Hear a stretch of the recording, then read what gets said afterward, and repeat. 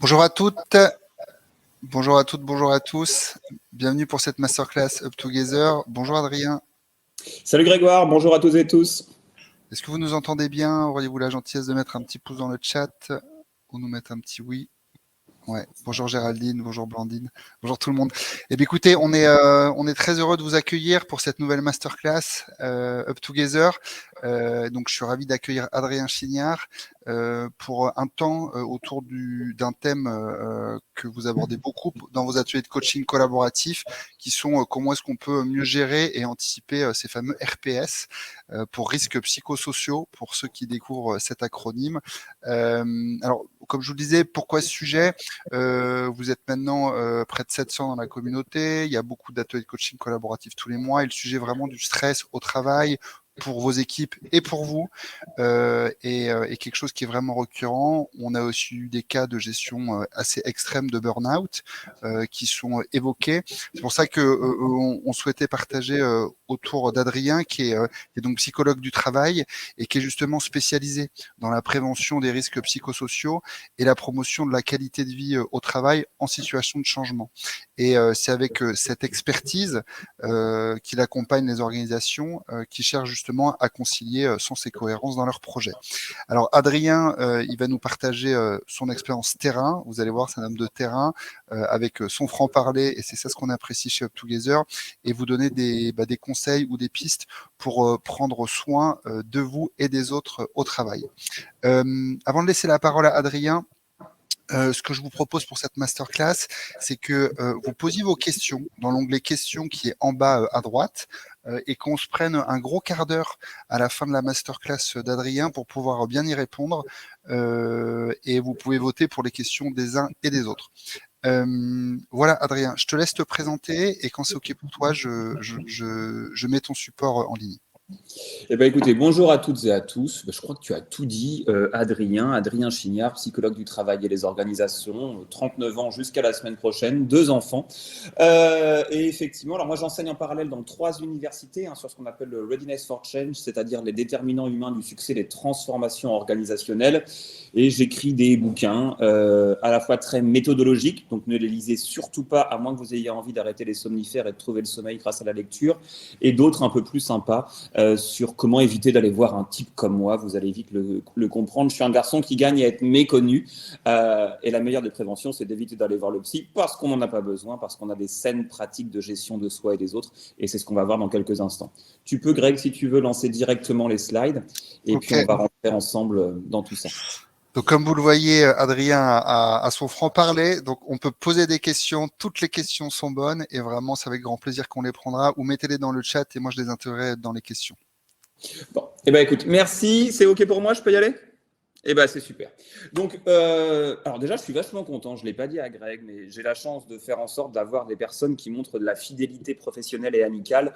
Et pour celles et ceux qui n'ont pas lu le petit traité des grandes vertus d'André Comte-Sponville, non seulement je vous invite à le lire, et vous y verrez combien la fidélité dans nos vies est quelque chose qui nous est cher. On a des liens qui nous emprisonnent, ce sont les menottes. C'est jamais très agréable, j'imagine, d'être menotté. Et puis, on a des liens qui nous libèrent. Ce sont les liens sociaux. Et c'est ce que j'entretiens avec Up Together depuis un certain nombre d'années, donc je vous en sais gré, les garçons, c'est vraiment hyper cool.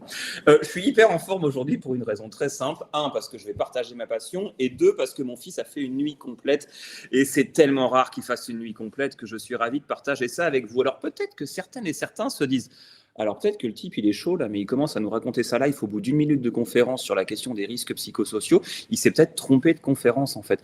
Je suis pas sûr que je me sois trompé de conf parce qu'en fait, moi, avant d'être un chef d'entreprise, j'ai 21 personnes dans mon équipe. Avant de travailler pour les plus grosses entreprises sur les sujets délicats, je suis un être humain, je suis un papa, je suis un mari et je suis aujourd'hui un être humain en situation de travail. C'est la raison pour laquelle j'ai envie de vous parler, non pas en tant que manager, j'ai envie de vous parler en tant que salarié, en tant que personne, en tant que femme, en tant qu'homme qui vivait des situations de travail plus ou moins simples ou délicates. Alors, comment on va fonctionner ensemble aujourd'hui? D'abord, on va essayer de comprendre comment on peut repérer une personne qui est en difficulté sur site ou à distance. Comment je vois que tu vas pas bien? Comment je vois que c'est pas la pêche? Deuxièmement, ok, je vois que là c'est un peu tendu pour ta santé mentale en ce moment.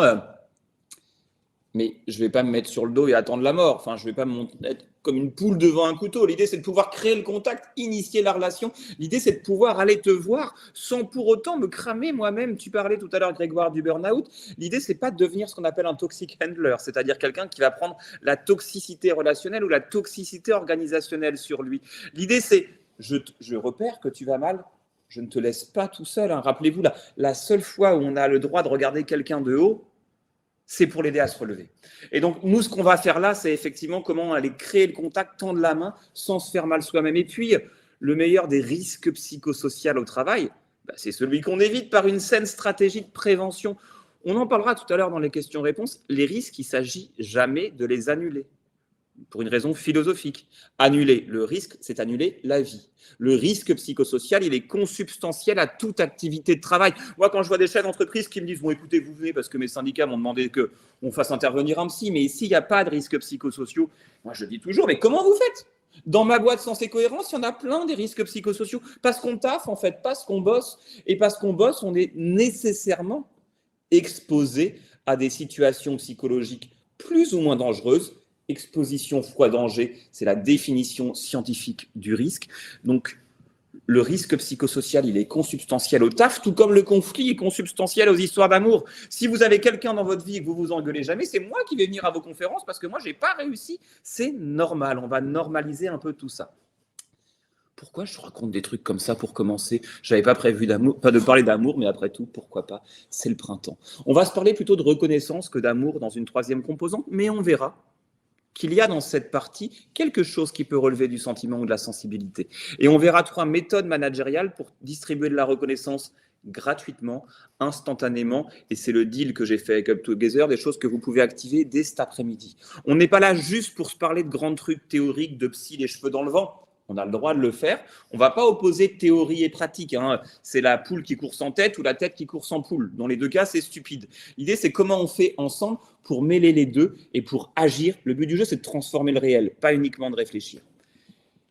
Et puis, je ne sais pas vous, alors moi, le printemps et le soleil me fait du bien, mais on est quand même un peu claqués, tous et tous, depuis 3 ans. Là, c'est un peu tendu ce qu'on vit. Ce n'est pas moi qui le dis. Hein. Covid-Prev, Santé publique France, les données de l'INRS de janvier sont vraiment pas bonnes.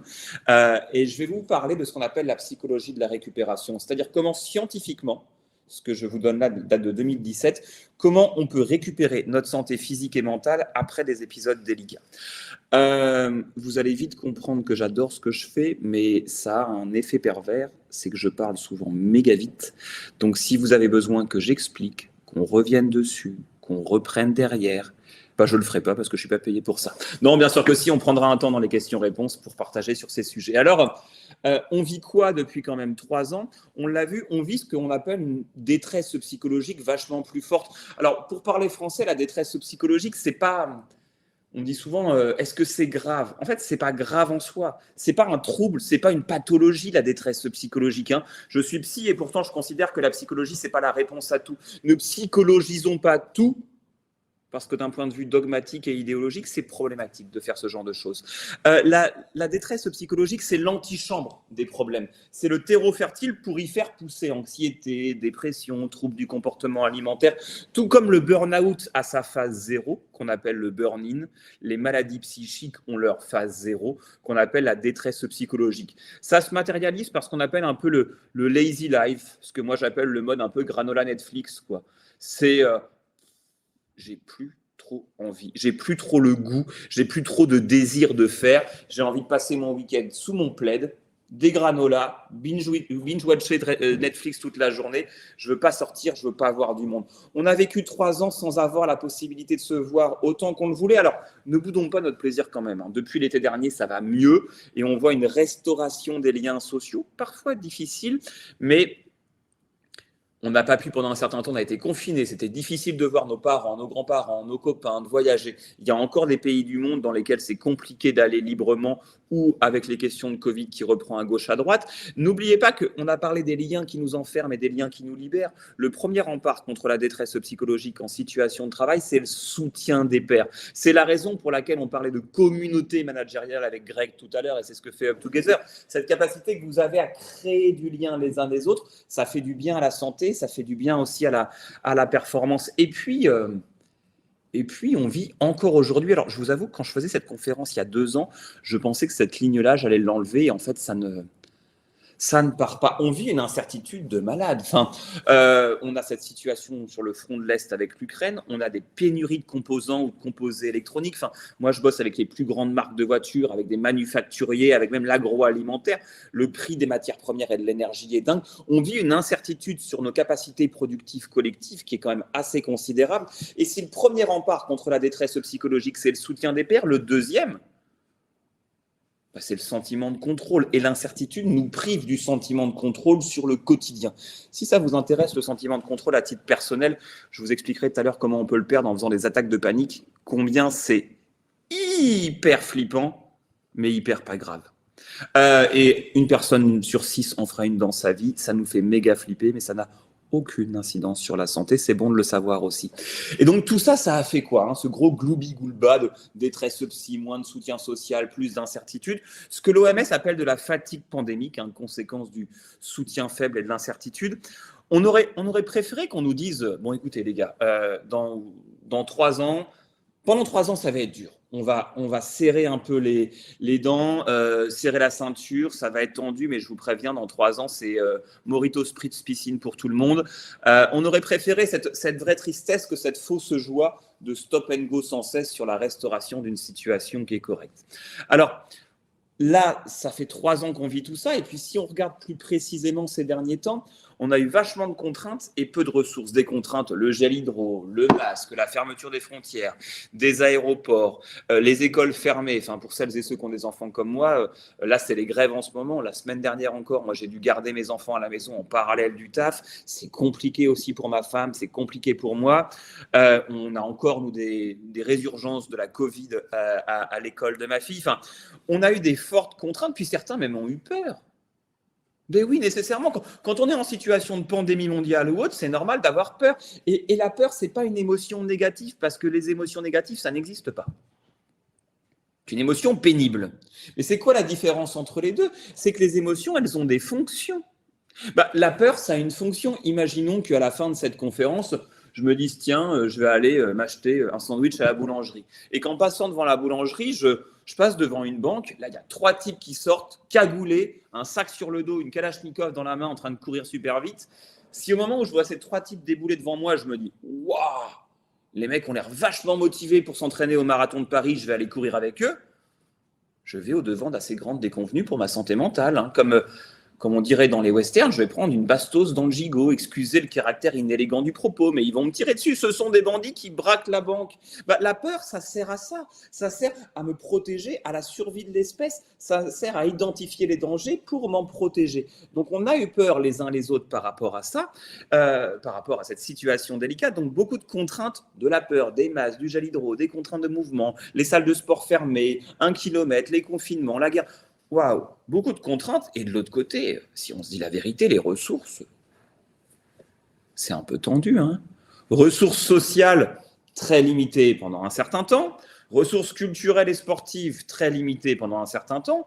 Et celles et ceux qui ont peut-être reçu leur dernière facture trimestrielle du prix du gaz et de l'électricité ont vu que les ressources économiques ont quand même sacrément changé pour tout un chacun depuis quand même quelques mois. Et donc, beaucoup de contraintes perçues, beaucoup de ressources perçues, c'est l'exacte définition du stress. Pourquoi je rajoute cette notion de perception? J'ai dit contrainte perçue, ressources perçues. En fait, pour un truc assez simple. Imaginons que l'un d'entre vous se lève demain matin pour aller se faire un petit café, tranquille à la cuisine. Il se lève, il a passé une bonne nuit, il rêvasse un peu. Et au moment de rentrer dans la cuisine, il se coince l'orteil dans la porte, ce qui lui fait super mal. Alors, je vous souhaite la santé la plus durable, c'est pas ça l'idée. Je peux vous garantir un truc, c'est qu'au moment où vous allez vous coincer l'orteil dans la porte, vous ne penserez ni à votre café dans 5 minutes, ni à vos vacances au Baléares l'été prochain avec les gens que vous aimez. Vous penserez à cette foutue porte qui vient de vous démonter le doigt de pied.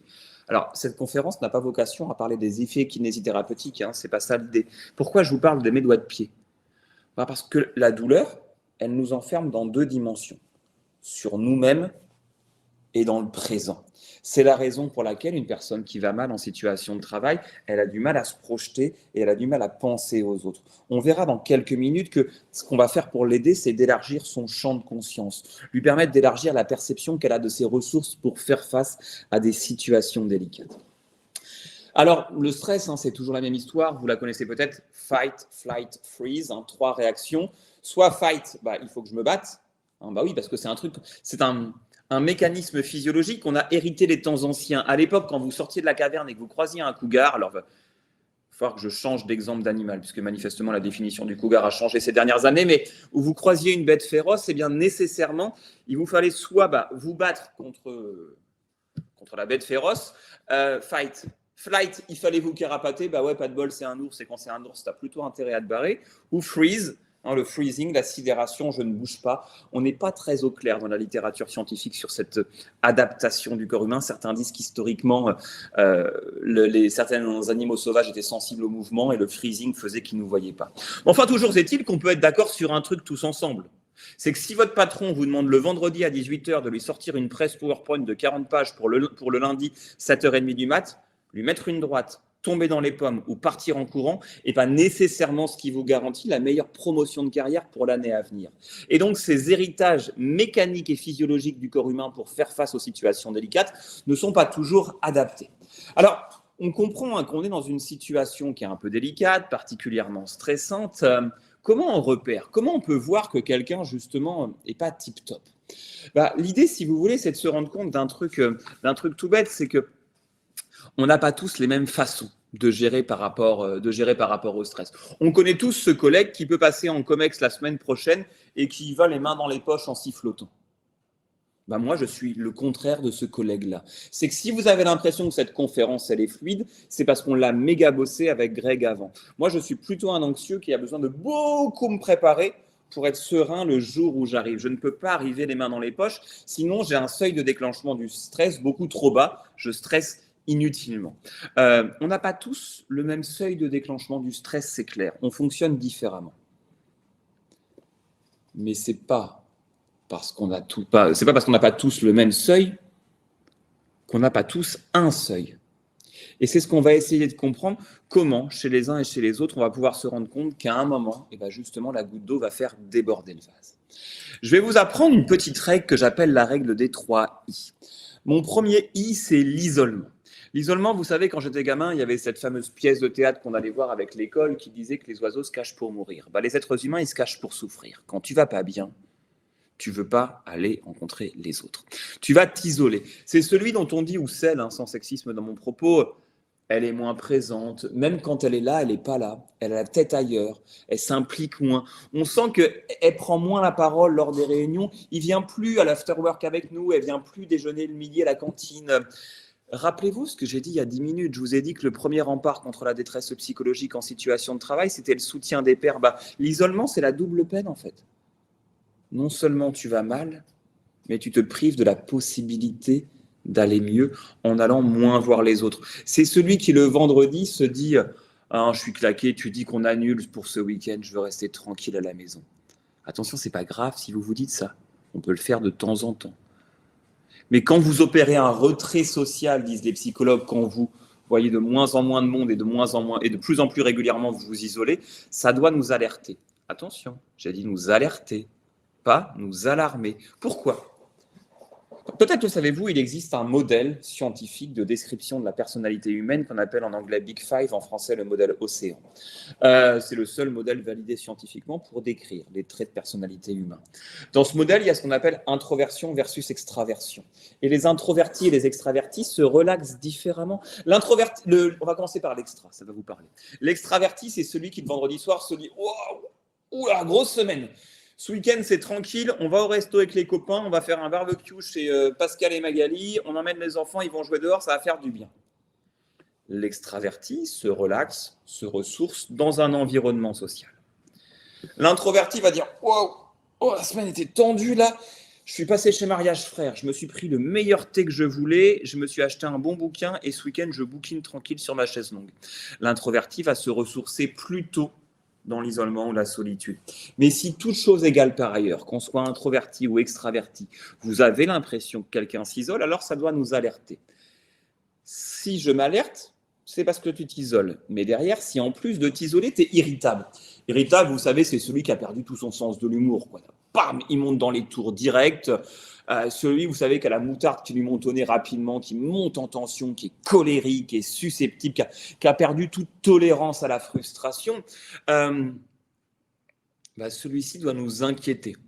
Parce que l'irritabilité, la susceptibilité, la montée dans les tours rapides, c'est quelque chose qui, en plus de l'isolement, est le témoignage d'une situation qui commence à trop perdurer. L'OMS nous dit, si tout ça perdure au-delà de 15 jours, alors il faut vraiment faire ce qu'on va voir dans quelques minutes. Tu t'isoles, je m'alerte. En plus de ça, tu es irritable, je m'alarme. Et dernièrement, tu es instable. Alors, instable, vous savez, c'est gens qui rient, gens qui pleurent, c'est les montagnes russes émotionnelles, c'est un jour tu ris, un jour tu pleures. Celui qui est soupolé particulièrement. Alors, je ne veux pas qu'on me fasse dire ce que je n'ai pas dit à la fin de cette conf, c'est-à-dire que c'est normal d'avoir des hauts et des bas dans la vie. C'est-à-dire que normalisons aussi tout ça. Celles et ceux qui n'aiment la vie que quand elle est belle, ce n'est pas la vie que vous aimez, c'est une chimère. La vie, elle est faite d'une gamme d'états émotionnels très large. Si tout à l'heure, en sortant pour aller m'acheter mon sandwich, je trouve 100 € par terre, franchement, je vais être content. Si en me relevant, je me tords la cheville en descendant du trottoir, je vais être vachement moins content, et ça en moins de 2 minutes. C'est normal, c'est la vie. On va normaliser ces écarts émotionnels, c'est tout à fait logique. Cela étant dit, si pendant 15 jours, ça monte très haut, ça descend très bas, et de façon très répétée, alors tu t'isoles, je m'alerte, tu t'irrites, je m'alarme, tu es instable, j'agis. Alors, j'agis, oui, mais j'agis comment ? La première chose à faire, ça va être d'aller explorer la situation. Ça veut dire un truc tout bête. C'est déjà quand quelqu'un va mal, on ne lui parle pas de lui, on lui parle de nous, aussi curieux que ça puisse paraître. C'est assez bizarre d'un point de vue psychologique de se dire ça, mais dire à quelqu'un « tu es comme ça » ou « on m'a dit que », c'est le « tu qui tue » ou le « on » qui est un… Voilà, je vous laisse le mot de 3 lettres C-O-N. Ce n'est pas le « tu qui tue » ou le « on » qui est un C-O-N, c'est le « je ». On fait de la révélation positive de soi. Je suis inquiet. On exprime son émotion. Je suis inquiet, je suis apeuré, je suis peiné, je suis ennuyé. Je suis inquiet fonctionne plutôt bien. Et derrière, on va mettre 2-3 éléments concrets. J'ai dit 2-3. Faites pas la personne creepy qui note 40 trucs chez son collègue où on va avoir l'impression que vous le regardez derrière la fenêtre. Ça, c'est flippant. Mais je suis inquiet parce que j'ai remarqué que tu t'étais énervé très fort en réunion. Je t'ai entendu mettre un gros coup de pied dans la porte des toilettes et tu avais les larmes aux yeux à la cantine. J'aimerais en parler. Pas d'ambiguïté, on fait très simple, on ne cache pas l'aiguille dans la botte de foin d'un flot de paroles ininterrompues. Je suis inquiet parce que comportement observable 1, 2, 3, j'aimerais en parler avec toi. Point.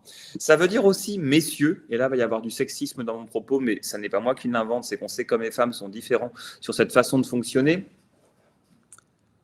On va éviter la pensée magique.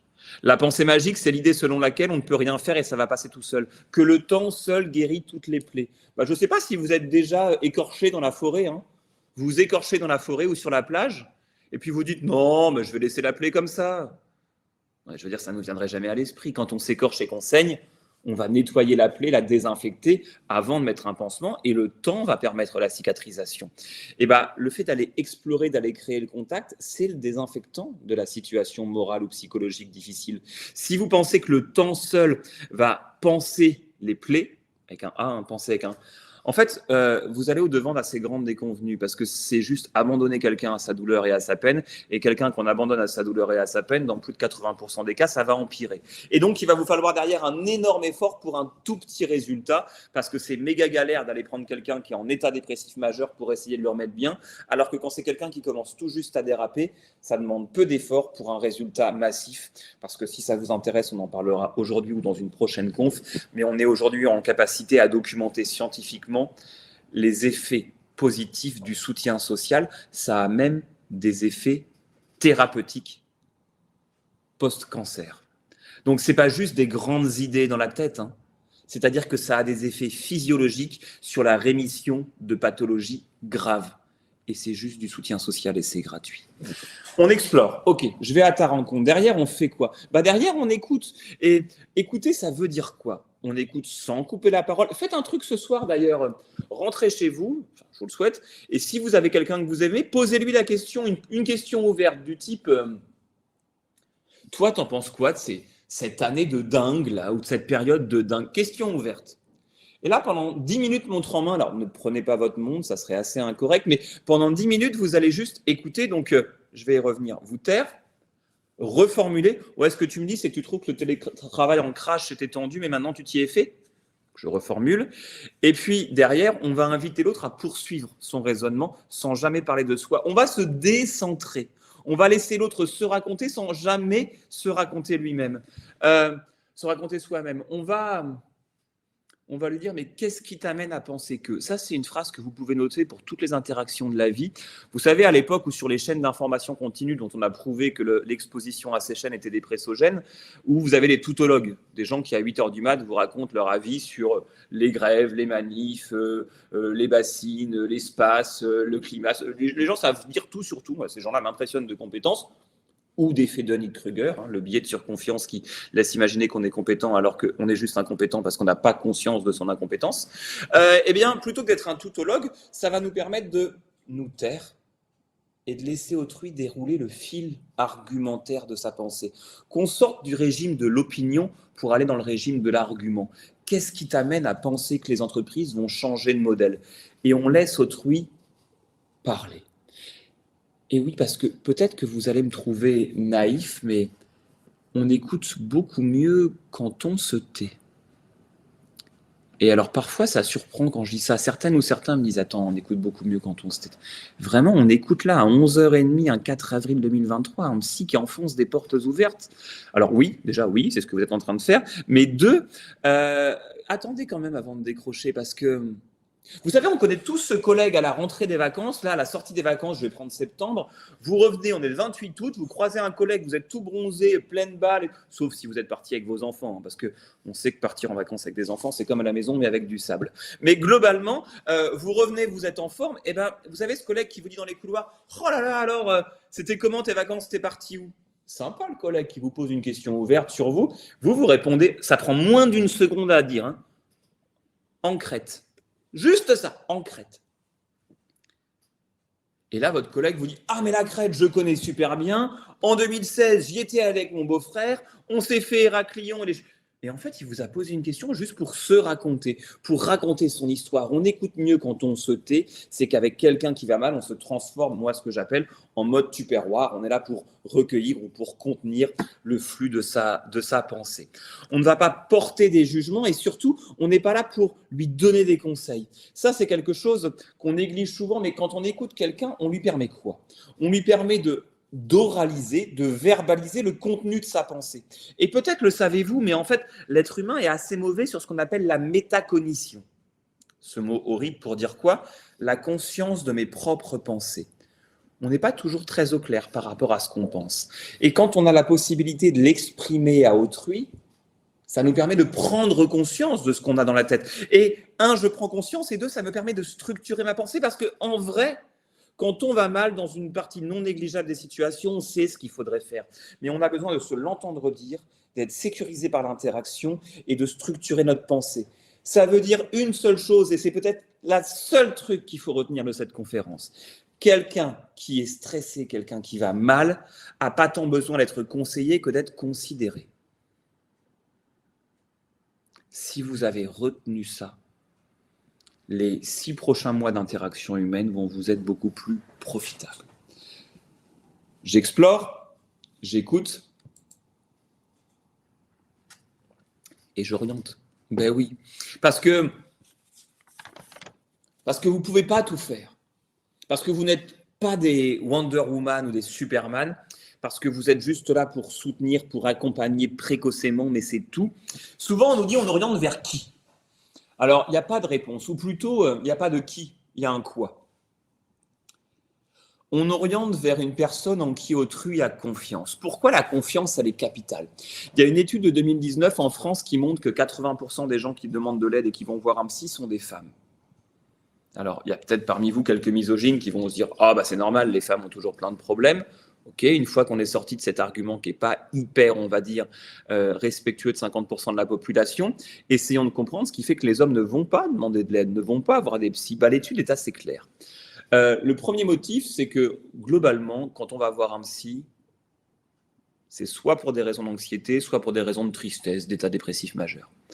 Les hommes ont trouvé une stratégie pour faire taire l'anxiété et la dépression.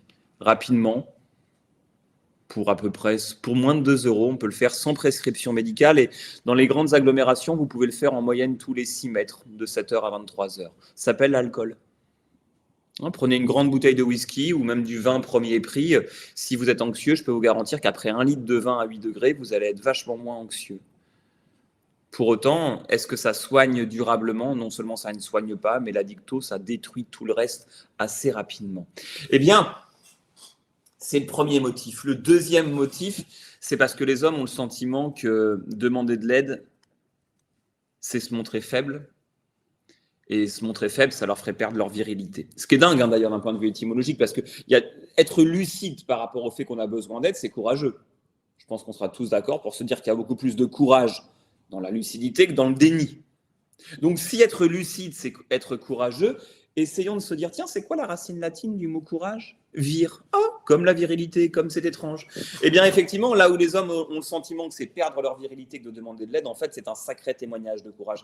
Mais ne blâmons personne, on n'est pas là pour ça. C'est justement parce que c'est difficile d'aller demander de l'aide que ce qui est impérieusement important, c'est la confiance qu'on a dans celle ou celui qui va savoir nous l'apporter.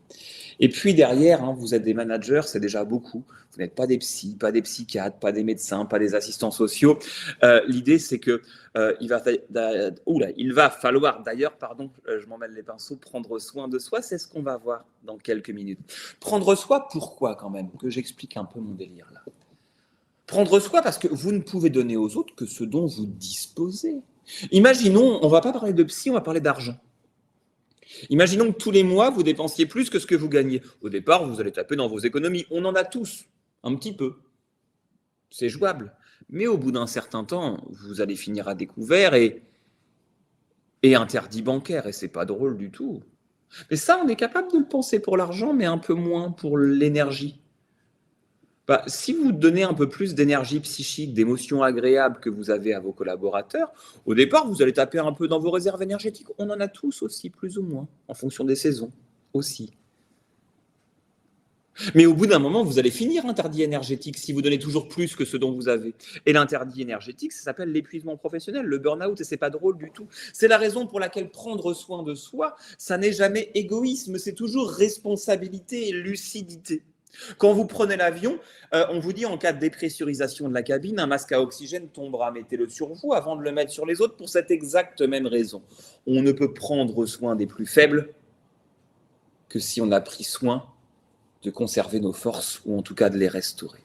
Alors quand on est manager, comment on peut faire dans son équipe justement pour préserver tout le monde et pour faire en sorte d'être attentif à la santé mentale de nos collaborateurs, mais à leur motivation également.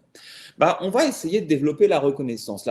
La première forme de reconnaissance que je voulais voir avec vous, c'est la reconnaissance qu'on appelle la reconnaissance de l'effort. L'idée, c'est de se dire, je sais que ça fait 3 ans que tu galères, tu as déménagé, il y a eu la Covid, tes gamins étaient en crèche pas gardés, tu as divorcé pendant ce temps-là, et malgré tout, malgré toutes ces galères que tu as eues, tu as été là, tu as mouillé le maillot, tu t'es investi, tu as donné le meilleur de toi-même. Et ça, cette implication, cette mobilisation, je t'en sais gré.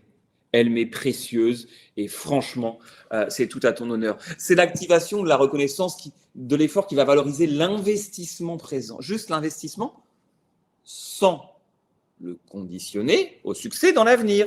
Non, parce que je vois certains et certaines dire « Ah, ça, je sais le faire, je le fais déjà avec mes collègues, mais avec mes enfants. » Et puis, en fait, quand on voit comment ça se passe, c'est quoi? Vous savez, c'est ceux qui ne savent pas faire de vrais compliments. C'est ceux qui disent « Ah, dis donc, merci d'être à l'heure en réunion, ça nous change. » Bam, le truc a tout cassé. La phrase de la fin, elle a tout démonté par rapport à ce que tu viens de dire. C'est celui qui a un fils qui est une tanche en histoire géo et qui un jour revient avec un 18 sur 20 et qui lui dit « Mais bravo, mon chat, mais tu vois que tu en es capable, donc maintenant, tu vas nous le faire à chaque fois. » Putain, mais t'as tout cassé. Tu le valorisais, tu lui montrais qu'il était capable, tu développais des endorphines et là, tu as juste fait une grosse injection de cortisol parce que tu n'as pas été capable juste d'éviter le coup de pression ou la menace. La reconnaissance de l'effort, elle se fout du résultat. Elle met en lumière que tu t'es mobilisé parce que vous le savez aussi en tant que manager. Vous n'êtes pas tout puissant. Vous dépendez de consignes, de cadres, d'une organisation, de décision de l'Excom ou du CODIR, d'un marché français, européen, mondial, qui présente ces contingences extrinsèques. Et donc, parfois, vous pouvez faire tous les efforts que vous voulez, vous n'arriverez pas au résultat, mais pourtant, vous vous serez mobilisé. Et ça, c'est important qu'on vous reconnaisse pour ça. Vous pouvez tous les jours vous entraîner aux 400 mètres. Si le jour de la compète à côté de vous, c'est Usain Bolt, je vous garantis que vous allez vous faire laminer. Et c'est pas grave, parce que vous aurez donné le meilleur pendant toutes ces semaines d'entraînement. Et c'est hyper important de savoir reconnaître ça. Deuxième forme de reconnaissance que je voulais partager avec vous, c'est ce qu'on appelle le jugement de beauté. Imaginons qu'il y a un psychologue dans la salle, là, je suis psy aussi, donc un père, un PAIR, que je considère comme légitime puisqu'il fait le même métier que moi, et qui me dit, Adrien, quand on t'écoute, on pourrait t'écouter des heures, tu as une façon de mettre en mots le contenu de ta pensée, mais waouh, tu es passionné, du coup, tu es passionnant. Franchement, je vous dis la vérité, ça me ferait vachement plaisir. Ça ferait plaisir, et puis ça me ferait du bien à la motivation, mais on l'a montré aussi à ma santé physique, à mon système cardiovasculaire, mais aussi à ma santé mentale.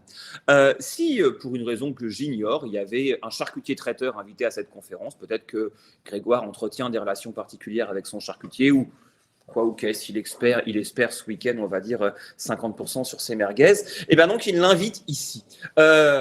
Alors, ça aurait été cool de me prévenir, mais que ce charcutier traiteur, à la fin, se dise Monsieur Chignard, je vous ai écouté, j'ai trouvé ça bien, ça me fera plaisir, nécessairement, mais pas autant que si c'est quelqu'un qui partage ma compétence, nécessairement. Le jugement de beauté, c'est quoi? C'est reconnaître la beauté du geste, la qualité du travail, c'est saisir le beau dans ce que fait autrui quand parfois lui-même ne le voit plus. Si vous êtes manager autour de la table, ça veut dire que vous êtes expérimenté.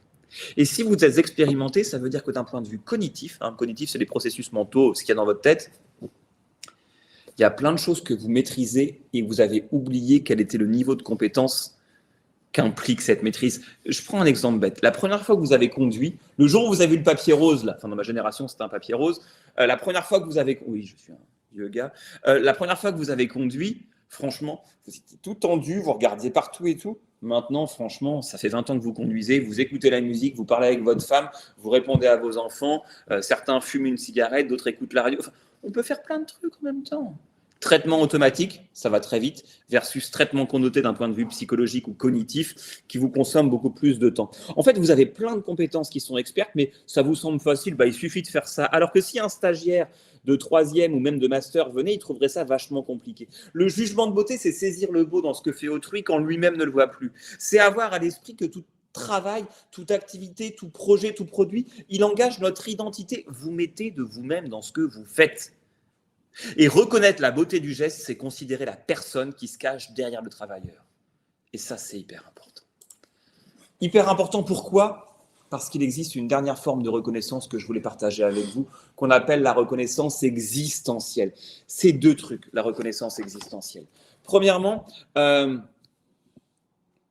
c'est ce qu'on a essayé de vous donner avec Grégoire au moment où on a lancé cette visio. C'est de vous sourire, c'est de vous accueillir poliment, chaleureusement, et d'avoir préparé suffisamment cette conférence pour que vous ayez l'impression que Grégoire et moi, on se montre respectueux de votre temps et de la consommation d'énergie que ça implique que de venir écouter un psy sur votre temps de travail. C'est la différence entre le respect et l'estime, la reconnaissance existentielle. Le respect, c'est ce que l'on vous a donné sans même vous connaître personnellement. Je ne connais probablement aucun d'entre vous et pourtant je vous respecte. Le respect, c'est ce qu'on doit à tout être humain compte tenu de son humanité, quels que soient ses agissements. L'estime, c'est différent. L'estime, c'est un jugement de valeur sur des comportements. Imaginons que je croise l'un de vous tout à l'heure dans la rue et que je le vois voler la sucette d'un enfant. Nécessairement, je vais mésestimer son comportement. On ne vole pas la sucette d'un enfant. Mais si, pour lui témoigner mon insatisfaction, je vais lui mettre une paire de claques, lui cracher dessus ou l'insulter, qui suis-je pour faire des commentaires sur le respect quand moi-même je me conduis comme ça ? Donc, je vais aller dire avec respect et politesse à la personne que je mésestime son comportement. La reconnaissance existentielle, c'est effectivement reconnaître la personne, quel que soit le travailleur. Et puis, sa deuxième composante, ça va être la différence entre la participation à la prise de décision et la participation à des décisions déjà prises. C'est la possibilité qu'on va donner à son collaborateur ou sa collaboratrice de s'exprimer sur le contenu de son travail parce qu'on le juge légitime. On lui reconnaît la compétence et la légitimité pour s'exprimer sur son quotidien, sur les décisions qui sont prises. Un salarié français passe en moyenne 1600 heures par an sur son poste de travail. Lui permettre de s'exprimer sur ce qu'il vit, c'est absolument fondamental. J'avais promis à celles et ceux qui auraient le courage de m'écouter pendant 40 minutes qu'on parlerait de psychologie de la récupération. Parce que anticiper et prévenir et gérer les risques psychosociaux, on a parlé d'anticiper quelqu'un qui va mal, isolement, irritabilité, instabilité. On a parlé des 4 étapes pour aller créer le contact. On a parlé de la gestion de la reconnaissance, qui est un des 6 facteurs de risque psychosociaux bien connus. Mais pour soi, comment on va anticiper tout ça? Comment on va pouvoir prendre soin de nous pour pouvoir justement prendre soin des autres? Premier élément de la psychologie de la récupération, c'est ce qu'on va appeler le détachement psychologique. C'est pas loin des yeux, loin du cœur, c'est loin des yeux, loin du labeur. C'est l'idée effectivement de pouvoir...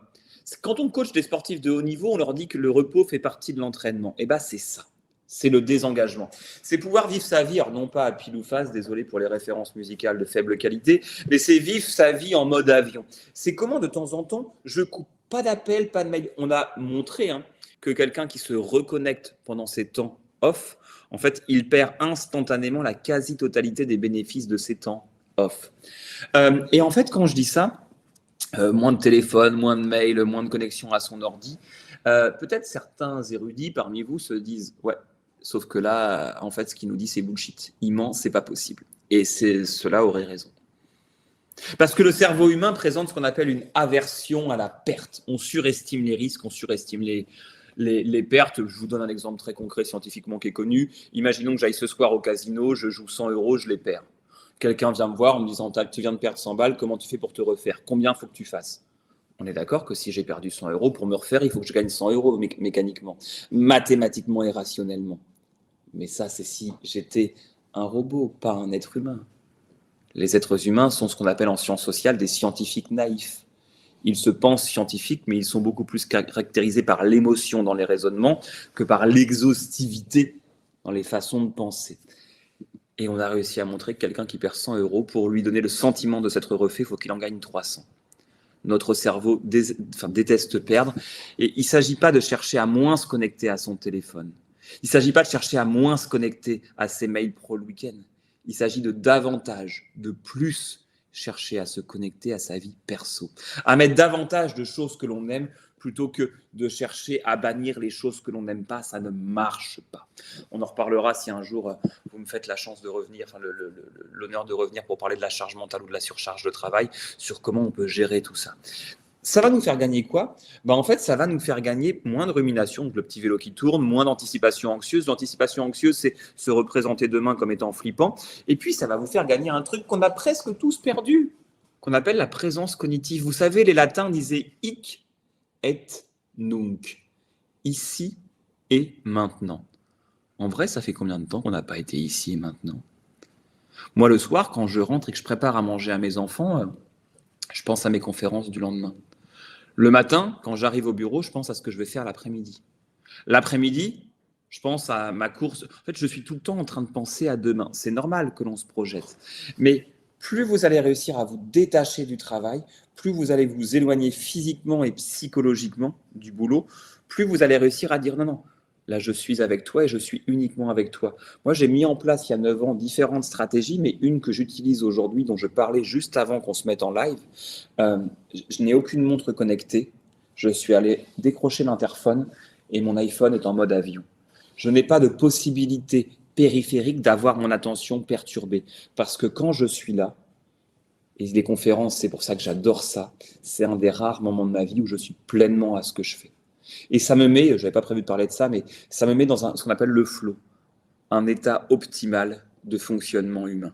Ce que vous voyez là, je suis à mon meilleur. Alors, ceux qui me trouvent nul, désolé, je ne peux pas faire mieux. Une fois qu'on s'est détaché, qu'est-ce qu'on peut faire de plus? On va se relaxer. Pas la relaxation en mode Biba, Marie-Claire ou tous les trucs de développement perso un peu à la noix. On a prouvé que le développement personnel finissait toujours par être dépressogène.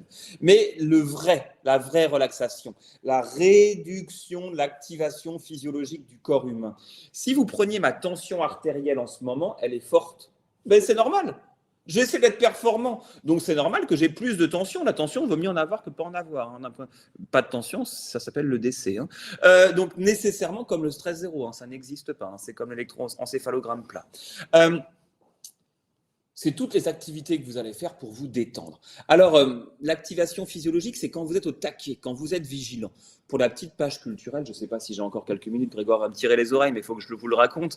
En fait, on a réussi à prouver qu'on est autant claqué après une bonne nouvelle qu'après une mauvaise. En fait, la fatigue consécutive à l'activation physiologique, elle ne dépend pas de la valence de l'émotion, positive ou négative, agréable ou désagréable, elle dépend de son intensité. Vous pouvez être méga claqué après avoir gagné 1 million d'euros au loto qu'après avoir effectivement perdu un proche. On a montré, tu as 40 ans, alors, je vais prendre un exemple, ça n'a rien à voir avec Grégoire qui m'écoute, mais c'est un exemple qu'on prend régulièrement avec les enfants. Tu as 40 ans, tu as 3 enfants, il faut que tu changes de voiture, tu déménages pour prendre un peu plus grand et tu viens d'avoir effectivement une belle ascension professionnelle, tu multiplies par 4 la probabilité de développer un état dépressif majeur.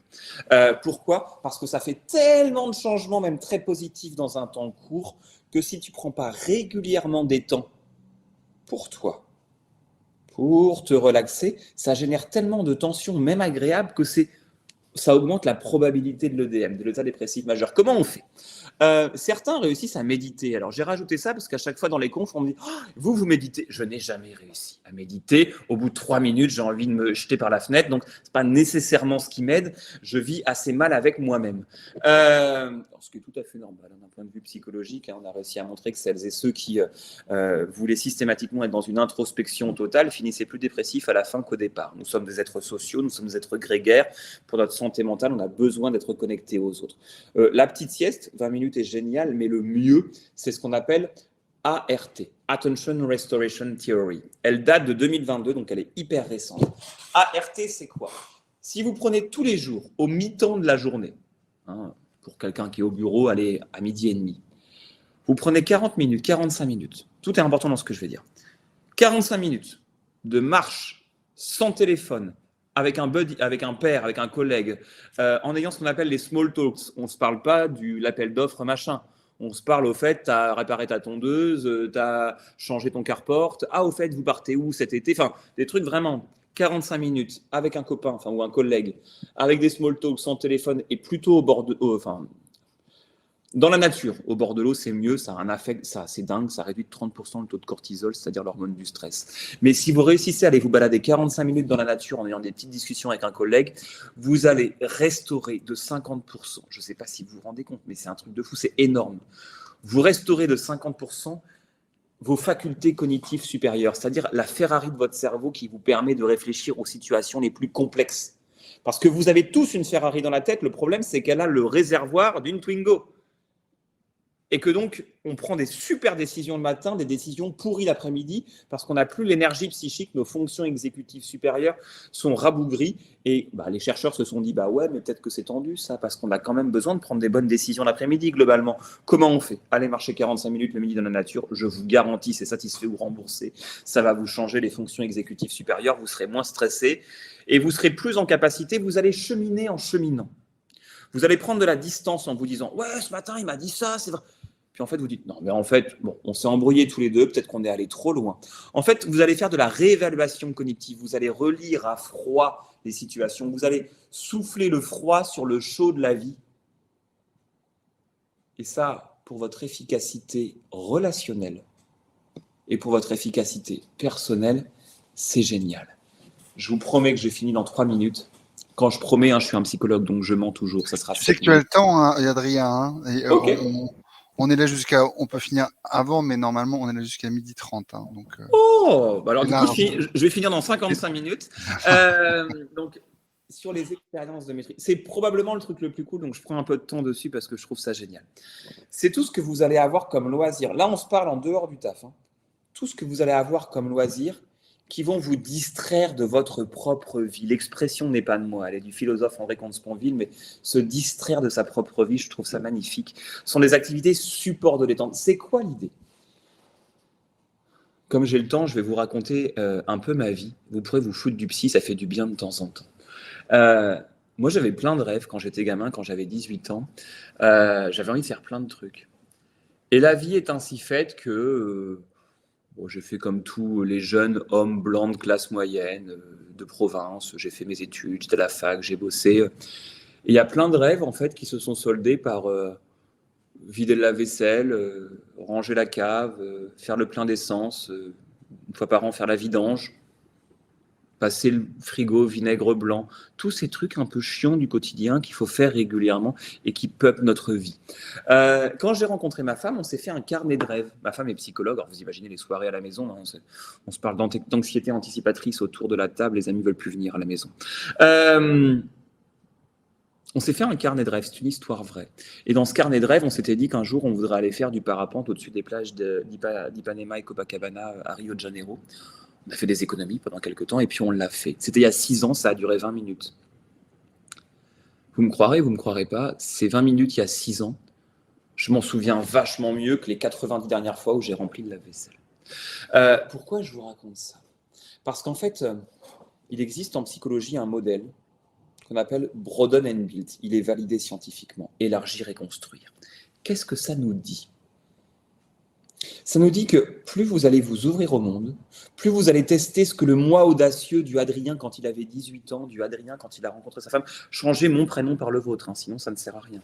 Hein, mais nécessairement, quand vous allez tester tout ce que vous auriez voulu faire, je voulais courir un marathon, du parapente, tiens, j'aurais bien refait un dîner avec mes meilleurs potes du lycée qu'on n'a pas vu depuis 30 ans. Vous savez, cette fameuse chanson de Bruel, on s'était donné rendez-vous dans 20 ans. Tous ces trucs que vous vouliez faire, à chaque fois que vous faites des choses nouvelles, vous forcez votre cerveau à vous adapter à la nouveauté et vous élargissez ce que les psychologues appellent votre répertoire de réponses comportementales. Plus je m'adapte au monde, plus j'emmagasine de nouvelles facultés à m'adapter aux vicissitudes de demain, à la nouveauté qui va se présenter à moi. Ce carnet de rêves, je ne peux que vous inviter à le faire ce soir, à la maison, avec la personne que vous aimez. Si c'est difficile, vous pouvez le faire avec vos enfants, tout seul, avec votre meilleur ami, avec vos parents, si vous êtes seul et sans enfants, peu importe, mais c'est dire, c'est rentrer ce soir et dire à la personne que vous aimez, je pense qu'on a besoin de rêver un peu mon chat. Alors, appelez-la mon chat si vous l'appelez habituellement mon chat. Hein, si vous l'appelez habituellement par un autre prénom, je vous garantis un autre type de soirée, mais je ne veux pas être tenu pour responsable de ce genre de problème. Mais je pense que ça serait bien qu'on se redonne un peu de matière à penser, un phare au bout de la nuit. On va où? Parce qu'on rame, parce que la vie est ainsi faite qu'on doit ramer pour avancer. On est obligé d'avancer. On ne peut pas se mettre sur le dos et attendre la mort. On ne peut pas être spectateur de son désespoir. Et ce que l'on sait, c'est que le monde ne se limite pas à l'horizon. Même dans le Truman Show, il ouvre la porte, en fait, dans le ciel. Au bout, il y a une... Alors, désolé pour ceux qui ne l'ont pas vu, mais enfin, le film a 15 ans, il faut aller au ciné, les amis. Hein. Mais même à la fin, il ouvre la porte, il se barre. En fait, il a compris dans le Truman Show que le monde ne se limitait pas à l'horizon. Les Américains ont une expression, ils disent « Stop dreaming, go for it ». Notre philosophe, un des plus grands philosophes, Spinoza, disait « L'espoir du bonheur nous en éloigne ». Vous savez, c'est ceux qui pensent qu'il y a un bonheur potentiel. Il n'y a pas de bonheur potentiel, il y a de bonheur qu'en acte. Vous connaissez tous ces amis qui vous disent « Oh là là, moi, mon fils a un potentiel de dingue. » Non, mais il a peut-être un potentiel de dingue, ça fait 4 ans qu'il a 8 sur 20 de moyenne. Peut-être que son potentiel, va falloir qu'il en fasse quelque chose, ton fils, à un moment. Le bonheur potentiel, ça n'existe pas. Il n'existe de bonheur qu'en acte. Et effectivement, le secret de l'action, c'est de s'y mettre. Et regardons comment on peut faire. Parce que c'est de s'y mettre, mais pas n'importe comment. Parce qu'on vit dans une société de captation de l'attention, mais je ne critique pas. Qu'est-ce que je suis en train de faire? Je suis en train d'essayer de capter votre attention pour vous intéresser à moi et à mes sujets. Donc, je fais la même chose. Je nourris ce mouvement global. Simplement, on essaie de le faire avec Grégoire en évitant de vous vendre des armes ou des cigarettes et en faisant, je vous préviens, on ne vend ni armes ni cigarettes à l'issue de cette conférence, mais en essayant de vendre des choses qui ont vocation à restaurer la qualité relationnelle entre vous parce que c'est précieux pour faire société. La dernière stratégie dans la psychologie de la récupération, ce qu'on appelle le désir de loisir. Ma fille de 4 ans dirait « C'est pas toi, papa, c'est moi qui fais. Je décide ce que je commence. On va y revenir dans quelques secondes. Je décide ce que j'arrête et je décide quand je le fais. Vous ne pouvez pas commencer vos semaines en faisant et rester comme ça jusqu'au vendredi soir. C'est impossible. Il vous faut un temps sanctuaire, à minima 1 heure dans la semaine, pour la relaxation, pour faire des activités qui vous plaisent, pour vous ressourcer. Pas pour vous reposer, hein, pour vous ressourcer. Se reposer, c'est dormir. Se ressourcer, c'est agir en conformité avec nos besoins et nos valeurs.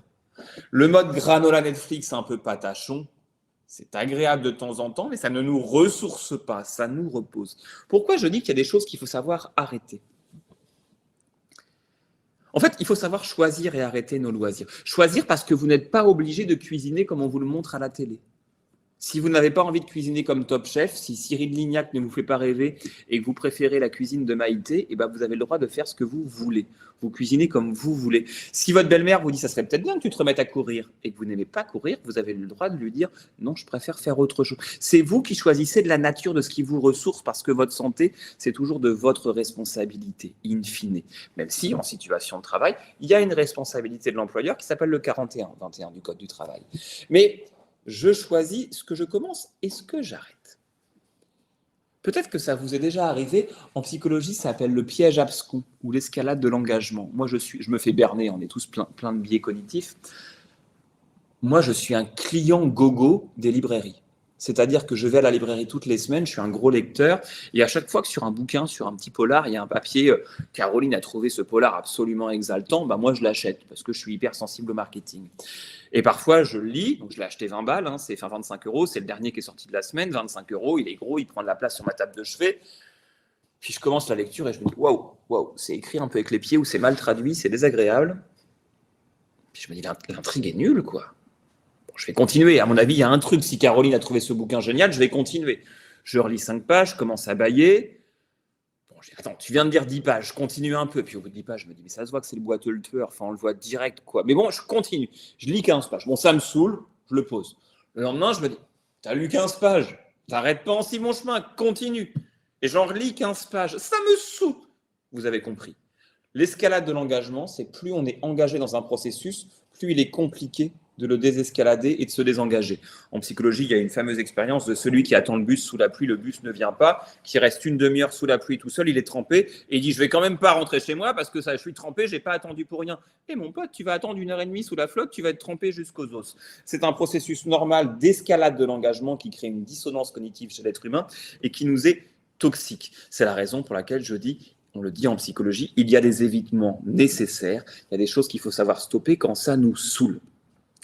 Si vous avez compris que pour le désir de loisir, se reposer, c'est dormir, se ressourcer, c'est agir en cohérence avec nos besoins, vous avez compris ce que je voulais partager, qui était tout simplement l'idée selon laquelle notre vie est beaucoup trop courte pour être petite. Et c'est ça, l'idée. Alors, j'ai coutume de finir en disant qu'il ne s'agit pas de chercher à travailler moins, il s'agit toujours de chercher à vivre plus, et puis de ne pas prendre son mal en patience, mais de prendre son bien en urgence. C'est tout ce que je vous souhaite et je suis à votre disposition pour toutes les questions que vous pourriez vous poser. Je vous remercie pour votre attention autour de cette conférence. Merci beaucoup Adrien pour cette masterclass vraiment top. C'est toujours un grand plaisir de t'écouter et merci pour tous tes exemples et tes références musicales évidemment qui nous font plaisir. Alors on a déjà eu quelques questions et dans le chat et dans l'onglet questions, donc je vous invite à continuer à les mettre ou à rebondir sur celles qu'on va partager. Tout d'abord, alors il y a Blandine qui nous demandait, on dit souvent qu'il ne faut jamais parler de soi. Mais pourtant, partager le fait qu'on a pu vivre ce type de situation nous-mêmes et qu'on s'en est sorti semble rassurer. Qu'en penses-tu ? Alors, je pense plusieurs choses. Déjà, il ne faut pas jamais parler de soi. Vous imaginez comme la vie serait terrible s'il ne fallait jamais parler de soi parce que... Alors, je remets dans le contexte, c'était quand tu disais qu'il fallait écouter pleinement et l'exemple de la crête où voilà, je pose la question pour rebondir. C'était ça. Bien sûr, bien sûr. Mais la question, c'est toujours, vous savez... La vertu, c'est une ligne de crête entre deux abîmes, entre trop parler de soi et pas assez parler de soi. Et donc, ce qui est important, c'est d'avoir, on va dire, une juste prise de parole par rapport à soi. Je parle de moi, mais je te laisse aussi du temps pour parler de toi. Ça, c'est la première chose. Et puis, expliquer qu'on est passé par là, ça peut avoir une vertu et même deux vertus. C'est pour ça que Blandine, c'est très judicieux ce qu'elle nous dit. C'est la première vertu, c'est de normaliser les choses. Tout à l'heure, je vous disais, une personne sur 6 ici fera une attaque de panique dans sa vie. Moi, je suis psychologue, j'ai déjà fait une attaque de panique il y a 11 ans. Ça m'a fait méga flipper, mais j'ai compris que c'était effectivement quelque chose qui n'était pas grave et qui était normal. Il y a tout un tas de paramètres physiologiques qui peuvent expliquer qu'on fait une attaque de panique à un moment. Et dire qu'on l'a fait et qu'on s'en sort, ça permet de normaliser. Et vous savez, les gens qui viennent nous voir nous posent souvent la question, mais est-ce que c'est normal ce qui m'arrive ? Ouais, c'est normal. Tout comme lorsqu'on explique à des gens, vous savez, parfois certains ont des phobies d'impulsion, c'est qu'ils se disent oh, vous savez quoi, un jour j'étais vraiment en galère et je me suis dit que ça serait peut-être mieux que j'en finisse. C'est grave. Est-ce que je vais me suicider ? Non. Non, vous n'allez pas vous suicider. En tout cas, ça ne suffit pas à se suicider. Et on aura tous une fois ce genre de truc en disant ce serait plus simple si j'en finissais. C'est pas grave. C'est pas grave, c'est complètement normal. Et quand on évalue le risque suicidaire, quand il est comme ça, il est nul. C'est vraiment pas un problème. Donc, parler de soi, et Blandine, vous avez tout à fait raison, c'est normaliser pour l'autre, montrer qu'on s'en est sorti.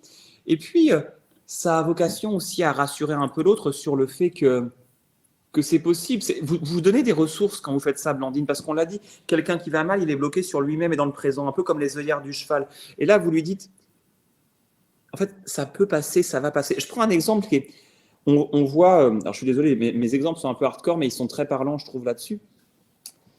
On voit, chez les jeunes femmes de moins de 15 ans, on voit un taux de tentative de suicide qui est délirant, qui est de 20%. 20% des jeunes femmes de moins de 15 ans ont fait une tentative de suicide. C'est délirant, ce chiffre. C'est un chiffre actuel de 2023. Hein. Il est sourcé. C'est absolument dingue. Et ce que l'on voit beaucoup, alors c'est un peu différent, mais c'est pour expliquer. Hein. Il y a beaucoup cette culture du sexto. Hein. J'envoie des photos nues de moi et tout le monde m'humilie. Et donc du coup, et en fait, où j'ai un grand chagrin d'amour et il est parti ou elle est partie, quelle que soit son orientation sexuelle. Et la première des choses qu'on fait souvent avec ces jeunes, c'est de leur expliquer que c'est normal qu'à leur âge, compte tenu de la trajectoire de vie qu'ils ont eue, ils ont l'impression que ce sexto et cette humiliation qu'ils ont vécue ou que ce désespoir amoureux, ils ont l'impression que ça va durer toute la vie. Mais en fait, ça ne dure pas toute la vie. Vous savez, hein, si jeunesse savait, si vieillesse pouvait. C'est exactement ça. C'est donner le sentiment à l'autre qu'effectivement, c'est une phase temporaire qui est très aiguë, très douloureuse, très difficile à passer. C'est pour ça qu'on va essayer de la passer ensemble et c'est pour ça que Blandine tend la main. Mais expliquer qu'on s'en est sorti, ça permet à l'autre de faire justement cette réévaluation cognitive et de prendre conscience du caractère très circonstancié de ça. Donc, on peut parler de soi et on peut dire qu'on a vécu ça. Qu'on les oppose pas. Merci beaucoup. Pas mal de questions autour de ces fameuses attaques de panique. Est-ce que tu peux nous en dire plus? Parce que tu nous l'as dit en introduction, tu nous as mis l'eau à la bouche et il y a eu 4-5 questions sur ça. C'est quoi une attaque de panique et pourquoi c'est pas si grave? Une attaque de panique, en fait, c'est un moment de votre vie où vous allez avoir l'impression, vous allez avoir tous les phénomènes anxieux en même temps. C'est-à-dire hyperventilation, vous vous sentez oppressé au niveau pulmonaire, vous devenez tout rouge, ça monte, vous respirez plus mal, vous pouvez avoir des tremblements, vous avez l'impression que vous allez tomber dans les pommes, vous ne tomberez pas, hein, mais vous allez avoir l'impression que vous allez tomber dans les pommes, vous avez la tête qui tourne, c'est compliqué, et vous avez un phénomène, on va dire, de perte de contrôle sur vous-même, de dépersonnalisation. Est-ce que je suis encore moi ? Comme si vous sortiez de votre propre corps en disant « Mais attends, mon corps, je ne le contrôle plus, j'ai les jambes qui flageolent, je ne respire plus, je suis tout rouge. J'ai l'impression de perdre le contrôle de mon corps. Est-ce que je suis encore moi ? Et surtout, est-ce que ça y est, je suis en train de devenir fou ?» Et alors, en fait, non. Non. Vous vivez un petit phénomène physiologique et psychologique qui va durer souvent quelques minutes, allez, au pire un quart d'heure, qui est très impressionnant parce que ce sentiment de perdre le contrôle sur soi, de perdre le contrôle et qu'on va flancher, qu'on va tomber dans les pommes, c'est quelque chose qui est extrêmement puissant d'un point de vue psychologique. En revanche, ça n'a aucune incidence ni sur votre santé physique, rarement sur votre santé mentale. Quand je dis rarement, c'est que certains ou certaines vont avoir besoin de s'en remettre, on va dire, pendant quelques semaines parce que ils vont avoir l'impression que ça va se reproduire et donc ils peuvent développer derrière une petite phobie que ça revienne, mais ça se soigne très bien, c'est pas grave du tout et c'est dû autant à des éléments psychologiques qu'à des éléments de fatigue, qu'à des éléments physiologiques. Hein. Quand on essaie de comprendre un comportement humain, on doit dresser ce que les psychologues appellent une équation comportementale. Le stimulus, la réponse attendue, mon organisme, ce que j'ai mangé la veille et autres. Donc l'attaque de panique, c'est quelque chose de très courant. 15% de la population en fera quand on est confronté parfois à des situations qui sont toutes bêtes. Hein. Moi, j'ai accompagné une membre de Comex d'une très grande entreprise française et qui me disait « mais j'ai fait une attaque de panique en achetant un bijou avec mon mari un week-end dans une bijouterie. Enfin, elle me dit, j'ai géré les situations les plus hardcore du monde au boulot. Là, dans une bijouterie, j'ai été obligé de sortir et de m'asseoir. C'est pas grave. Adrien, mais alors là, tu nous parles vraiment là, on voit cette notion de crise et c'est super. Moi, pour le coup, ce que j'avais compris, c'est que ça pouvait être plus quelque chose c'était quand tu nous parlais effectivement de cette incertitude dans laquelle on vivait, tu vois, un peu qui est, j'ai envie de dire, une crise de panique larvée. Est-ce qu'il y a, parce que là, tu Alors, nous parles c'est deux choses qui sont différentes. tu vois, L'attaque de panique, ça a une brutalité, une soudaineté, une c'est ça. intensité. Ce qu'on vit actuellement, c'est pas une attaque de panique, parce que l'attaque de panique, ça a une dimension brutale et de crise. Ce qu'on vit actuellement, c'est plutôt une forme de, alors soit de fatigue pandémique, c'est-à-dire on en a un peu ras-le-bol, on est un peu anxieux par rapport à l'avenir. On a une forme d'anxiété latente, c'est-à-dire que on a une peur qui n'est pas fixée sur des choses précises, mais on a l'impression qu'effectivement demain sera plus compliqué que ne l'était hier, ou en tout cas que ça ne l'était pour nos parents, tout simplement parce qu'on est confronté à une somme d'incertitudes considérable et que le cerveau humain déteste l'incertitude, donc il essaie de la remplir de plein de choses. Vous l'avez déjà vécu les uns les autres quand on connaît une grosse transfo ou un gros changement dont on sait qu'il va se passer au boulot et qu'on ne communique rien. Et souvent, ce vide communicationnel de la direction, il est rempli de rumeurs qui sont plus anxiogènes que la réalité. Comme on a peur de l'incertitude, on remplit le vide. Mais on remplit le vide avec des trucs qui sont souvent super flippants parce que notre cerveau adore nous faire peur parce qu'en nous faisant peur, il a l'impression qu'il nous protège. Et on fait quoi alors quand il y a cette incertitude qui est là et qui peut nous mettre dans cette panique un peu larvée, angoissante? Alors, on utilise ce qu'on va appeler des stratégies de coping. Donc, le coping, c'est faire face en anglais, to cope with. Il y a 3 stratégies de coping bien connues. Soit effectivement, c'est le coping centré sur l'expression des émotions. Bah, on le dit, j'ai peur, j'en ai marre, ça me claque, je suis fatigué. On va exprimer ça. C'est pas très utile au long terme, mais ça fait du bien à court terme. Vous savez, on dit les émotions, il y a 3 façons de les gérer. Je les exprime, je les imprime ou je les explose. Les exprimer, ça va nous faire du bien. Exprimer, ça fait sortir la pression étymologiquement. C'est peu utile. Alors, je pourrais revenir sur les dimensions spécifiques dans lesquelles c'est utile. Par exemple, c'est très utile dans les situations dans lesquelles on n'aura de toute façon jamais de contrôle, comme une maladie incurable, par exemple. Mais dans la plupart des cas, ça nous fait du bien. Deuxièmement, instantanément. Deuxièmement, on va dire chercher, on va agir. C'est-à-dire, on va aller rencontrer son DRH, rencontrer ses syndicats, rencontrer son manager, pour dire, OK, mais il va se passer quoi? Moi, je vais avoir quel poste, quelle fonction, quand est-ce qu'on saura? Donc, action.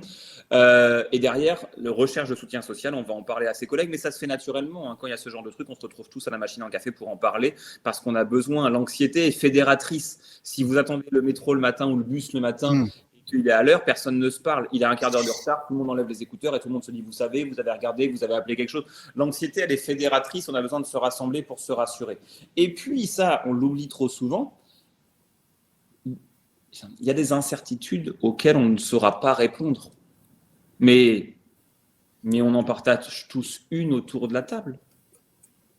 C'est le moment où ça s'arrêtera pour nous. Enfin, nous sommes par nature mortels et on ne sait pas combien de temps ça va durer, cette histoire-là de vie. Et donc, on est tous confrontés à l'incertitude tragique de la vie. C'est que le tragique, c'est quoi qu'on dise, quoi qu'on fasse, Grégoire. T'as beau manger 5 fruits et légumes par jour, un jour, on va mourir. Et cette incertitude-là de la vie, elle est tragique, elle est ontologique. Et comment on fait? La question, et je reprends une fameuse phrase de Snoopy, comme quoi il y avait de la philosophie dans Snoopy, un jour on va mourir, oui, mais tous les jours d'avant on va vivre. Et la question, c'est de se dire, plutôt que de me focaliser sur quelque chose sur lequel je n'ai pas de contrôle, ce qu'on appelle une zone de préoccupation, focalisons-nous sur notre zone de contrôle. En attendant, qu'est-ce que je peux faire au quotidien pour rendre cette vie heureuse et pour faire en sorte juste que je ne la traverse pas comme un spectateur, ma vie.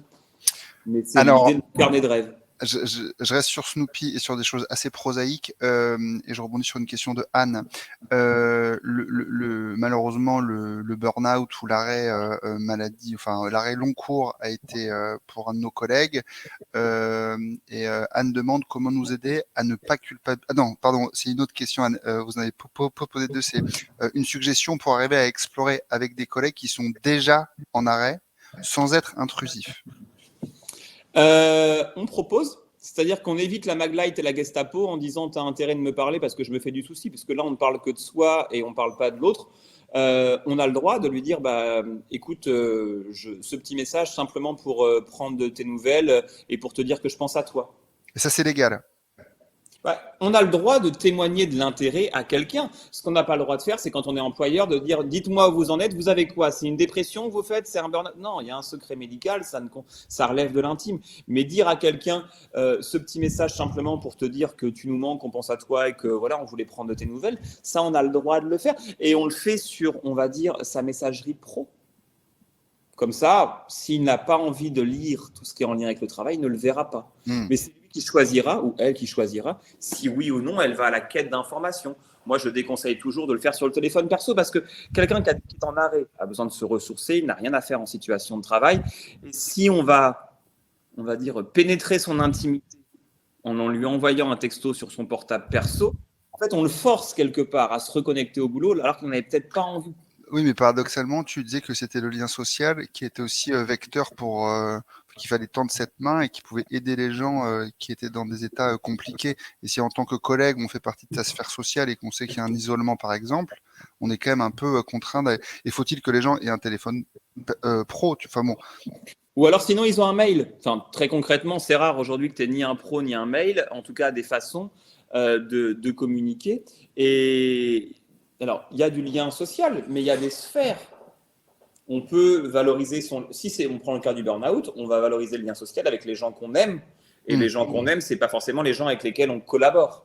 On peut s'apprécier, mais moi, j'ai beau passer un très bon moment avec vous, très sincèrement, et c'est faire offense à personne. Je préfère largement ma femme et mes enfants à vous tous. Et c'est heureux. Et j'espère que c'est la même chose pour vous. Et donc, quand on est en arrêt, on va se ressourcer auprès de sa sphère intime, ses parents, sa famille.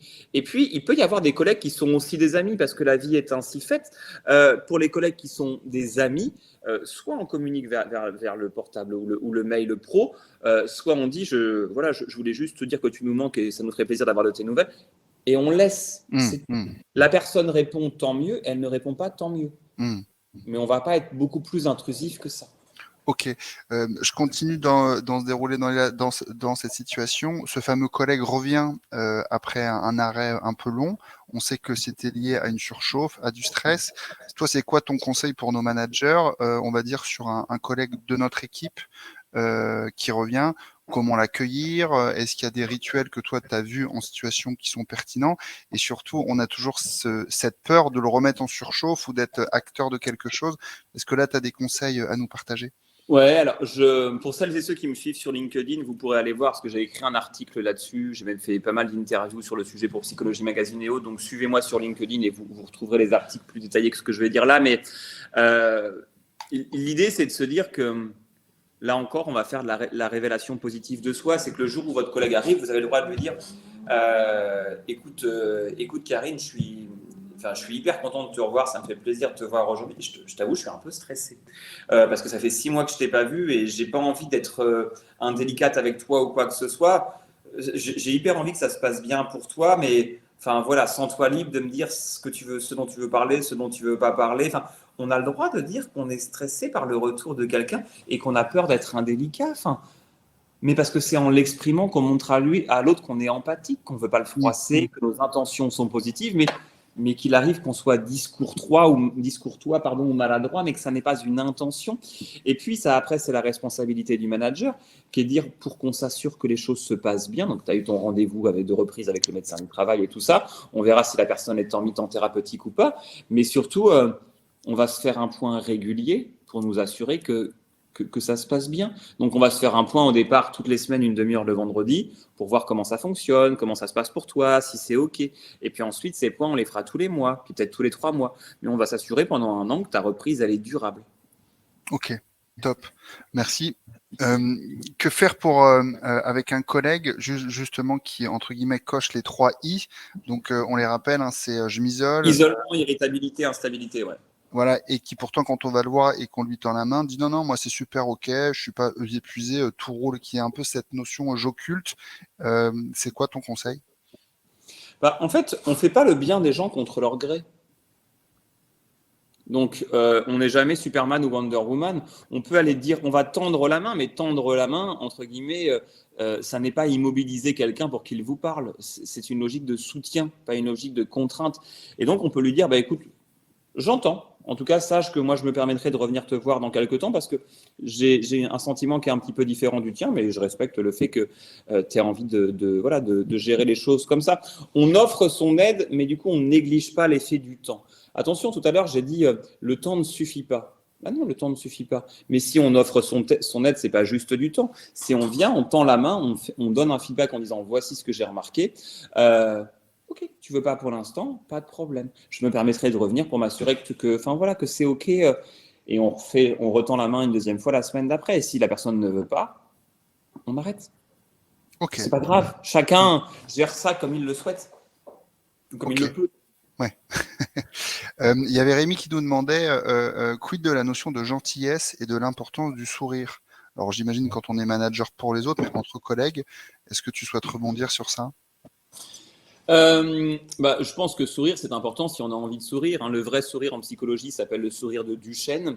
Le sourire de Duchenne, il est remarquable, à certains traits spécifiques sur le visage. Et on voit le faux sourire, on peut identifier un fake sourire versus un vrai sourire quand on connaît les mécanismes de Duchenne. Moi, je suis toujours... je vais être un peu taquin, mais je suis là pour ça. Je préfère toujours qu'on soit heureux plutôt qu'on soit triste, tu vois. Je veux dire, c'est ça le sujet. Après, moi, je préfère surtout qu'on soit authentique. Il y a des choses qu'on ne peut pas prescrire dans la vie. On ne peut pas prescrire le sourire, l'amour. Non, mais la gentillesse. Tu peux rentrer ce soir chez toi, Greg, en disant à ta femme, tu as intérêt de m'aimer ce soir, mais je ne suis pas sûr de la soirée que tu vas passer. Tu vois ce que je veux dire? Et c'est comme un manager qui vous dit, oh là là, souris un peu, tu fais tout le temps la gueule. Mais en fait, il n'y a pas de bouton on-off du sourire derrière. On sourit parce qu'on a des éléments qui sont des antécédents, des prédisposants du sourire. Parce qu'on a un environnement qui nous donne envie de sourire ou des éléments actuels, internes ou externes, qui nous donnent envie de sourire. Donc attention à l'injonction au bonheur, parce que ce côté sourit un peu, c'est ce qu'on appelle du surface acting, une injonction, une dissonance émotionnelle entre ce que je ressens et ce que j'exprime. Le surface acting, c'est... Je suis vachement content. Bah non, en fait, tu es vachement triste, mais tu souris parce qu'on te l'a demandé. C'est pas bon pour ta santé. Et si tu le fais trop longtemps, ça va devenir ce qu'on appelle du deep acting en psychologie. Et le deep acting, c'est assez étonnant. C'est les gens qui vous disent, il s'est passé un truc horrible, ils vous disent, je sais pas ce que je ressens. Je sais plus nommer ni identifier mes émotions. Mais je sais même pas s'il se passe encore quelque chose. Oui, parce qu'à force de travestir ce qu'on ressent, on n'est plus en capacité à faire le lien entre nos ressentis et la façon dont on les identifie. C'est pas une très bonne nouvelle pour la santé mentale, ça. Il y a une autre. Alors, on arrive sur les dernières questions. Si vous en avez, c'est le moment. Et sinon, on va vous libérer un peu en avance pour que vous alliez un peu marcher pour ceux qui peuvent y aller. Il y avait Anne qui aussi nous partageait comment nous aider à ne pas culpabiliser quand on fait une pause alors qu'on est surchargé.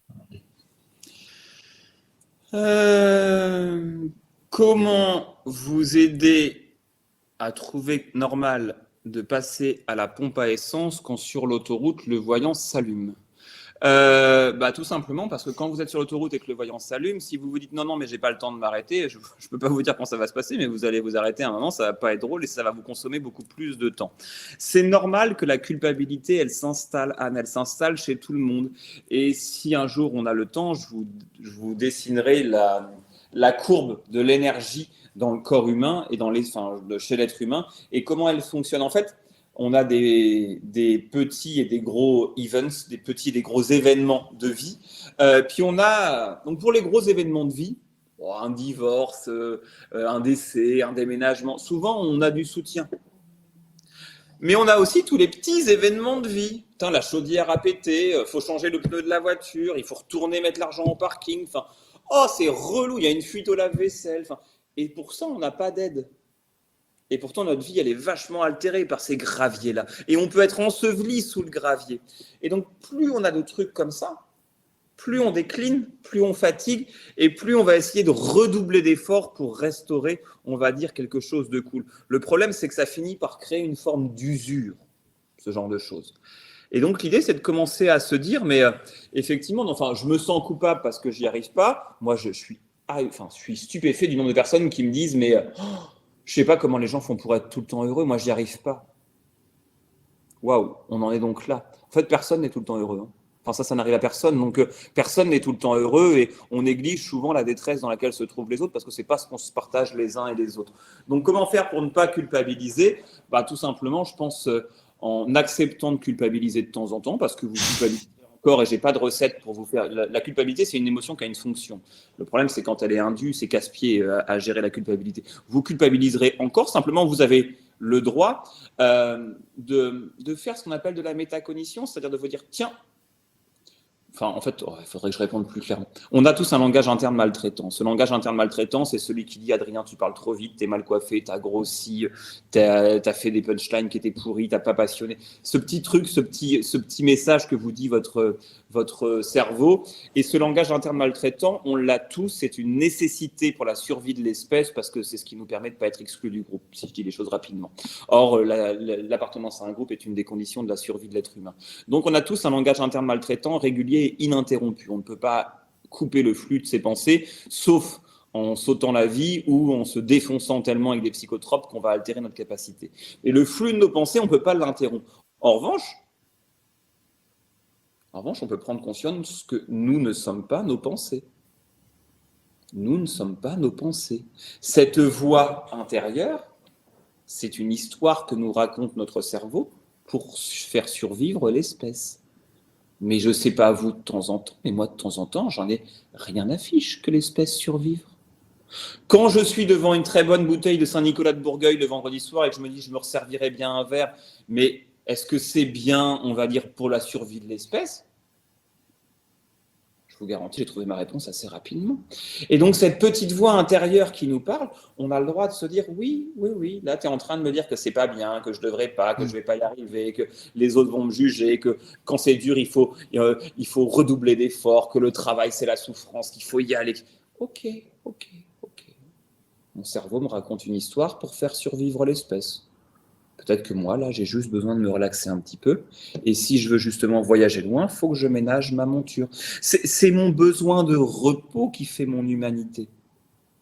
Et ça, c'est plutôt une bonne nouvelle.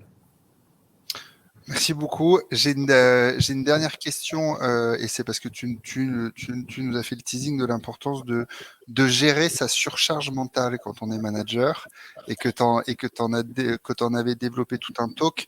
Est-ce que juste tel un teasing, tu peux nous dire en 1 minute de quoi s'agit-il quand on est manager, de comment gérer sa surcharge mentale? Alors, je peux donner un conseil. Je ne vous ferai pas 50 minutes de conférence en 1 minute, mais je peux donner un conseil. Moi, mon conseil, c'est toujours la piraterie au service de Sa Majesté. C'est quoi la piraterie au service de Sa Majesté ? Il existe des pirates loyaux. On a longtemps cru que les pirates étaient des pourfendeurs des Caraïbes pour aller piquer l'argent, on va dire, des Anglais. Il existe des pirates au service de Sa Majesté. Et vous pouvez devenir ces pirates au service de Sa Majesté. Alors, s'acheter le chapeau et le perroquet, je ne sais pas, je ne vous le recommande pas nécessairement au travail parce que vous serez l'objet de moqueries. En revanche, vous pouvez faire ce que moi je fais depuis 9 ans. Moi, j'ai dans mon agenda des réunions pirates, c'est-à-dire que je mets toujours 2 fausses réunions de 2 heures dans mon agenda sur lesquelles il est impossible de mettre autre chose. Ce sont des mensonges, c'est-à-dire que ce ne sont pas des vraies réunions. Je mens à tout le monde. Donc, c'est de la piraterie. Je mens, on va dire, à celles et ceux à qui je ne devrais pas mentir. Pourquoi j'ai ces réunions pirates ? En fait, c'est des réunions dans lesquelles il n'y a rien. Mais elles ont pour fonction d'être des tampons, des buffers d'une activité qui va effectivement connaître des aléas.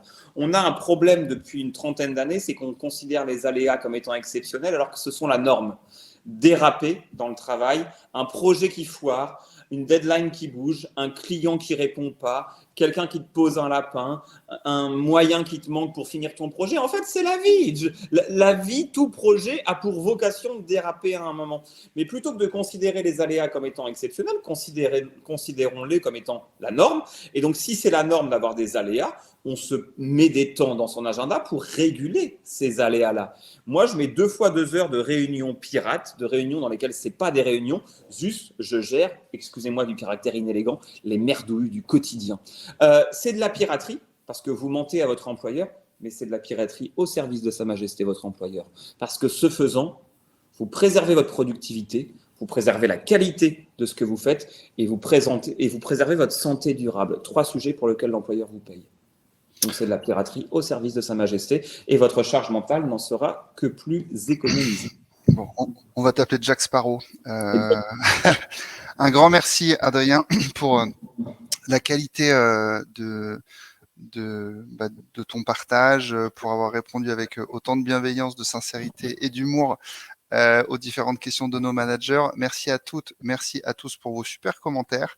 Hélène, Dominique et tous les autres. Merci Blandine pour votre participation active. C'était un grand plaisir. Écoutez, on finit juste 4 minutes en avance. Profitez de ces 4 minutes. Allez marcher, prenez soin de vous. Encore merci à Adrien et à très bientôt. Au revoir à toutes et à tous. À bientôt, au revoir.